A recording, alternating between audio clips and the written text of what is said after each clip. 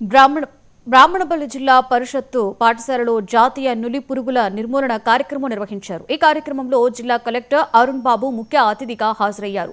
పాఠశాలలో విద్యార్థులకు డొక్కా సీతమ్మ మధ్యాహ్న భోజన పథకం గురించి అడిగి తెలుసుకున్నారు.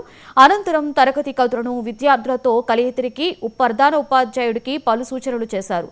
విద్యార్థులకు హ్యాండ్ రైటింగ్, క్రమశిక్షణ విద్యా బోధనల గురించి వివరించి ఆయన ఆ తర్వాత జాతీయ నులి పురుగులు కార్యక్రమాన్ని డీఈఓ, డిఎంహెచ్ఓలతో కలిసి ప్రారంభించారు. విద్యార్థులకు నులి పురుగుల మందులు వేశారు.